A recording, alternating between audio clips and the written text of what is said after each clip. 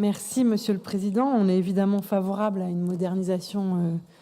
du parc, avec cependant des questions concernant la temporalité de ces renouvellements. En gros, on voudrait que nous soit garanti le fait que le réseau normand et sa connexion avec la capitale ne vont pas se retrouver démunis de matériel, ne serait-ce que temporairement. Je rappelle que l'hiver dernier, si ma mémoire est bonne, on a assisté et subi beaucoup de suppressions de dessertes parce que neige et glace avaient considérablement abîmé le matériel et qu'on n'était pas en situation de le remplacer, ne serait-ce que temporairement, et que malgré le réchauffement climatique, on ne peut pas exclure qu'il neige de nouveau dans les hivers prochains. Le calendrier nous semble pas hyper précis dans ce qui a été décrit à l'instant, donc ça renforce nos interrogations. Et puis, on voit, et vous l'avez rappelé, Monsieur le Président, que les rames TER 2NNG qui vont être mis à disposition de Grand Est sont aujourd'hui largement utilisées pour faire du Le Havre-Paris, par exemple, en remplacement du matériel corail obsolescent. Et qu'en attendant les régios 2N, qui sont effectivement de qualité, on va devoir utiliser ce que vous avez vous-même qualifié de bétaillère, et je vous rejoins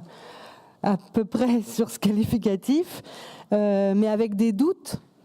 sur la capacité de la SNCF à mettre davantage de ces trains en fonction sur nos lignes, parce que c'est peut-être une expérience empirique et qui n'a pas forcément valeur scientifique, mais pour prendre assez régulièrement le train, comme beaucoup d'entre vous, c'est précisément souvent ces matériels-là qui ont des difficultés au départ de Saint-Lazare. Je vous passe les annonces répétées qu'on connaît tous à peu près par cœur aujourd'hui, mais ça concerne souvent ces matériels-là, et donc en affréter davantage me paraît peut-être lourd de risques sur les prochaines années. Et puis il apparaît, je dirais, incidemment dans les documents qu'il y aurait un transfert des dessertes Paris-Vernon vers le Transilien, ce qui peut être une très bonne chose pour les usagers qui, en l'espèce, pourraient peut-être disposer d'une offre tarifaire plus intéressante. En tout cas, je sais que c'est une de leurs demandes. Mais du coup, on aimerait bien connaître quelles sont les conditions de ce transfert s'il est avéré. Et notamment parce que la région a investi sur Vernon-Giverny, notamment à l'occasion du changement d'appellation. Et puis, puisque nous aussi, on est attachés à l'image et à la marque Normandie, si tel était le cas, quelles seraient les dispositions prises pour que chacun et tous les utilisateurs conservent la conscience que Vernon et Giverny sont bien en Normandie. Enfin, je pense que la modernisation du parc sur lequel on délibère aujourd'hui,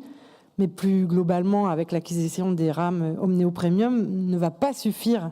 à faire oublier aux Normands les réductions de dessertes, les fermetures de guichets ou de gares qu'on a évoquées encore ces derniers jours, voire les hausses de tarifs qui sont parfois importantes sur certaines portions.